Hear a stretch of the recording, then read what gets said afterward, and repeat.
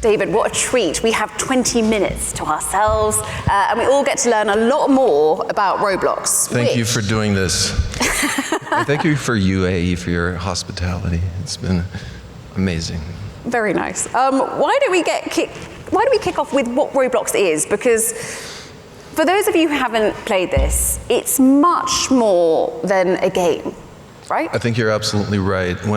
If we take a big step back, since the start of time, people have been trying to figure out how to communicate when we can't be together in real life. And when I was young, I communicated with my friends on the telephone. As technology has gone forward, we have seen people use video communication. Ultimately, this communication is going to go 3D, and 3D means doing things together, 3D means playing together, 3D means shopping together, and we're just really at the forefront of using 3D to come together and really be together, and that's what young people around the world are doing. So Roblox is a 3D platform. It looks like a gaming platform, but every single game on the platform has been made by the Roblox community. There's about 2 million people building stuff on the platform. There's an active economy. We have to be good. We have to show good governance. You have your own currency? We have our own currency. Many users on our platform probably know more about inflationary currency than some governments, you know? So we have a lot of people building businesses on the platform and using Roblox to communicate. Now, I know you have a big announcement to make today. Would you like to take it away? Today we're launching the whole Roblox stack in Arabic, which is another way to really, woo! Yeah. And this is everything, and it's aligned with our mission of connecting the world with optimism and civility. And a lot of people use Roblox to learn about other cultures, connect with other cultures.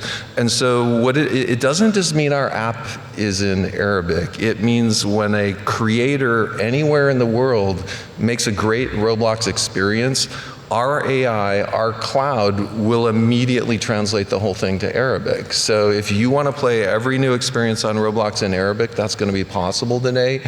And it goes in reverse. An Arabic creator here, when they build in Arabic, they can be live instantly in Japan. So it's part of this vision of connecting the world. And I can see how it's going to benefit you in terms of daily active users. But how is this going to benefit the UAE and the region in terms of that sort of creator economy? Yeah, we're really optimistic that platforms like Roblox more and more support not just people communicating and connecting, but people making a living on these platforms. And there's some amazing work going on in the Gulf around digital economy and people starting to create on platforms like Roblox. So there's a creator right here in this country who's participating in an experience that's been played over 1 billion times. Someone who's writing code on our platform. There are fashion designers in the UAE right now creating fashion that is being consumed tens of thousands of times around the world. And then on top of it, all of the people who are really interested in creating games on our platform, it's almost like it's a secret way to get young people interested in computer science. Because if I were to tell the young people, hey, you're going to go learn how to code, they say, I don't know if I want to do that. I might want to play on Roblox. But when they start making a Roblox experience, they learn to code without even knowing about it. So there's also some amazing initiatives I've seen in the Gulf around STEM education and goals for computer science. And Roblox really is a tool, arguably around the world, where hundreds of thousands, if not millions of people have become inspired. I want to go to college. I want to learn computer science because I learned how to do it on Roblox. So are you saying that we should be getting our children to be playing Roblox at school? It's an educational tool? I'm saying more and more schools are actually using Roblox, and summer camp in the computer science curriculum. We're going to see more and more other types of curriculum. You know, the Boston Museum of Science, for example, built a simulation about going to Mars, which has been really amazing on the platform. There's a lot of schools that have robot building competitions, but not everyone around the world has access to all of those parts for how do I construct a robot, and like how do I have that competition. So First Robotics built a fully simulated robot building competition on Roblox, so people who don't have access to that can still learn robotics. Wow. I mean, you have this strategy or this plan to get 1 billion daily active users. It was your results last week. You reported earnings, and I think it was 85.2 million daily active users. So investors clearly wanted more. Your share price took quite a dive last week. Are you going to get there? Yeah, so I do want to highlight, we had the most amazing Q4 quarter ever. Our revenue grew 32% year on year. And if you look at the American stock market, I won't comment on the volatility, but we have an intermediate goal, which is quite ambitious, of having 10% of all gaming on Roblox. And that means wider ranges of things. It means sports games. We just saw NFL Universe show up on Roblox in the last month or two in the top 25. So we're starting to see sports, we're starting to see role-playing games, we're starting to see branded games. So we really want to create a platform for creators around the world to both, come together, but also to earn a living. 10% of all gaming. That's pretty crazy. What percent are you on now? 2.4%. How long is it going to take? We internally are pretty ambitious about getting there. No, really? We've shared that we're growing at over 20% year on year. Like, we think we're going to get there. What's really been amazing is the variety of content we've started to see on our platform, because it's not just gaming. We are seeing shopping experiences. We are seeing brands on the platform. Everything from Elf Beauty to Lamborghini are starting to build 3D experiences to relate to their brands. We're seeing countries both around the Gulf. We publicly shared that both India and Japan are growing more than 50% year on year. So it's an ambitious goal, but I think I'm excited because part of what our platform does is connects people together. I'm hearing about brands on this sort of platform. It feels very much like we had this huge hype of the metaverse with brands buying real estate, virtual real estate on all sorts of different metaverse platforms, and it kind of failed. Why is this going to work? Well, I would highlight, we have been growing consistently for 18 years now. And we have always had the vision, a little bit of the metaverse vision was you wear goggles and you have to be in 3D. We have always had a vision, you can be on any device, a phone, a tablet, your computer, sure on goggles as well. We're on iOS, Android, PC, Mac, Xbox, PlayStation, you name it. So I think we've had a very broad vision around the metaverse. The ultimate metaverse, if any of us are into sci-fi, it's the holodeck on Star Trek where you go in there and you do that. We actually have a somewhat humble view of this. We feel this will ultimately happen. It's as if we can imagine it, that Star Trek holodeck is going to happen. We are going in that direction. We have a huge responsibility to kind of usher this in with optimism and civility. Let's talk about responsibility, because there are also some big concerns about online safety, particularly, of course, for children, who are a huge part of your platform. Violent games, online bullying, even pedophiles looking to groom children. There have been some really concerning stories over the years. Walk us through what safety practices you've put in place at this stage. Yeah, so it is almost impossible to imagine the level of responsibility as you're into the 80 and 90 million people. I think about my own 4 kids, and that's a huge level of responsibility. So magnify that by 20 million. it's somewhat mind-boggling. It's been the top focus since we started 18 years ago. Literally, when we had 4 of us engineers in a room, probably 2 months after we went live with Roblox, we built the first safety system. What's so cool and makes me so optimistic is AI is getting so good and it's evolving so quickly. We have I think now over 200 AI systems at Roblox. We've been doing this for 4 years. We use AI for every image people are trying to use, every piece of text people use to communicate, everything people do on voice. We're pretty clear that we're looking at everything on the platform for safety and civility, and we ship probably every week advances on our safety platform.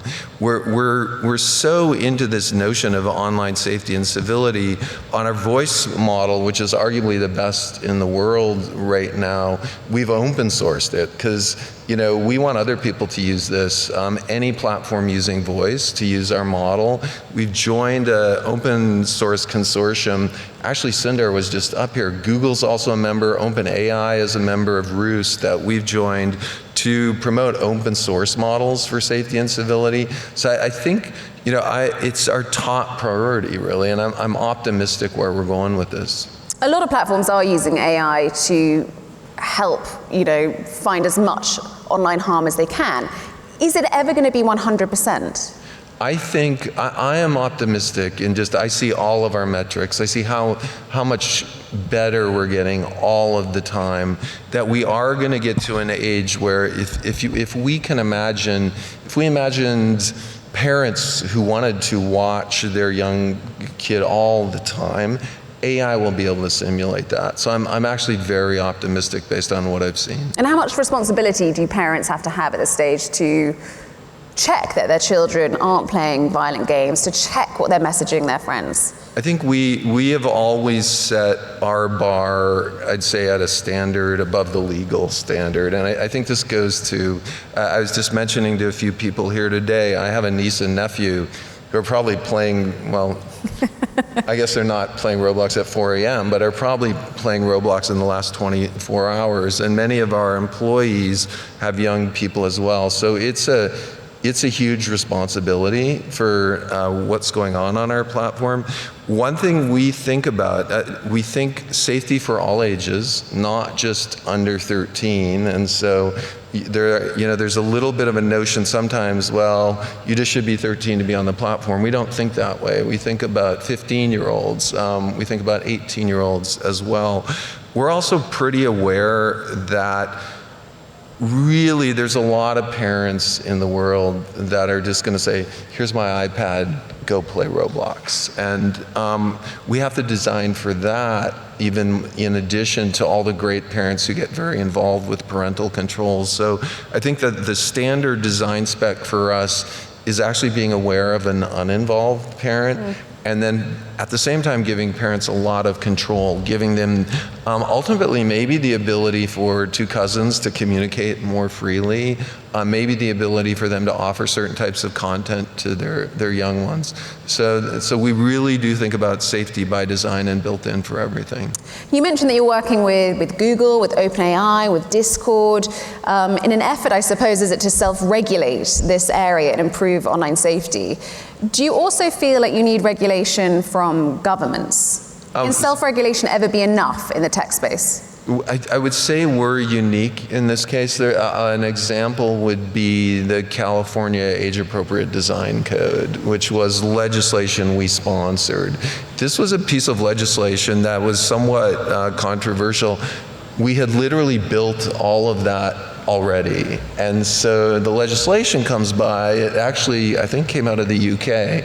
The UK is the Online Safety Act, the EU's Digital Services Act. So this came out of the UK, we were already doing it. So it was very easy for us to really welcome this. I would say you're gonna see more and more our platform, even in 13 through 17, where other platforms just say, once you're 13, you can just communicate freely with everyone, lean in on safety there. So we really think of it as a platform-wide initiative. Do you think more should be done in terms of governments regulating this space? But specifically, I think, with minors and online harm? I think we work very closely with legislators around the world, and we think it's really, really important. And I think there's an amazing balance here between the learning that goes on, the communication, for example, that we saw during COVID, where no one could, how do you go play with your friends during COVID? You're isolated. And so what we saw, a lot of growth when young people would play hide and go seek on Roblox because they were stuck in their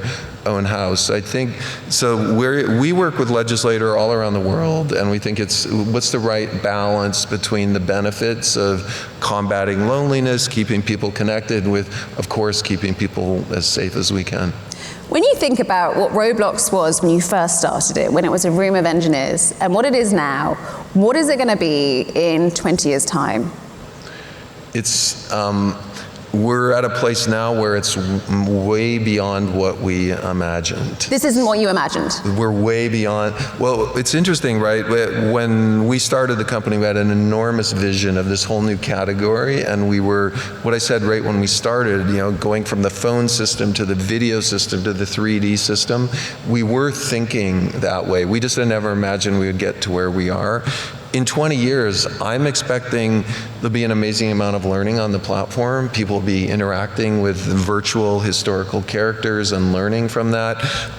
AI is going to we're this year going to offer generative AI within every Roblox experience, and that's something that we've never seen in the gaming space. I'll give an example. We were talking about Dress to Impress, which is it's like a super viral experience where you and we pick out clothes, we go on a fashion show. I feel like we should play it. We should, right? And see who can pick out and build their outfit the better and have a fashion show. And this went viral around the world, and with older people, 21, 24-year-old things. But what we're doing in Dress to Impress is we're just picking clothes. We're not designing clothes. Designing clothing, it's pretty hard for most people to imagine being a clothing designer. That's something I do on Project Runway with scissors and a sewing machine. What we'd like to see is Dress to Impress or other experiences turn into AI-driven creation platforms where, as we were mentioning, prompting is very important, being able to define what I would like to see, maybe a blue suit, purple tie, that kind of stuff, and literally have that be created in 3D. So we think prompting and building AI into the platform can be part of educating a lot of people on how to build good prompts and how to use AI. So that's going to be a big innovation for us. What I find really intriguing is that what is essentially a gaming platform has very much become a social platform. That's right. Was this always the plan? And do you think we're going to see more and more of a blending of social with gaming and with perhaps everything else we do? We do feel immersive 3D, being together, being able to be whoever we choose to be in different environments is bigger than gaming. It's ultimately shopping, we were talking about as well. It's the notion that someday, for some people, it's pretty fun to go to the mall and look at stuff with your friend and try things on. That's a really fun social activity that you might not get if you're shopping on an online destination. So that's social, that's not necessarily gaming. More and more going to concerts, I think, is going to be really big. In our virtual office, we've experimented with people who are remote, not just being on video, but being together in 3D. There's some really big benefits of being together in 3D. This is a very hard environment to simulate in Zoom if every single one of us was a Zoom panel, but if we were in a 3D simulation, we could reach over and talk to the person next to us. So yeah, we think it's bigger than gaming. I mean, when we look at social, there is a rumor, of course, that you and some other investors are interested in buying TikTok in the US. Oh yeah, that's funny, right? Everyone's interested in buying TikTok, right? It's not actually for sale at this stage. Yeah, everyone is in a rumor of being that. What I would say is not as much commenting on that, is it's really interesting to think of a social platform that's hyper-transparent, where everyone can see how the algorithm works. People aren't worried about it boosting in certain directions, where it's very safe and civil. So I do have an interest in transparency when it goes to any social platform. And improving social platforms. Absolutely. Making them safer. Yep. Thank you so much. This is all we have time for. Thank It was a you. pleasure. I hope you all enjoy playing Roblox later.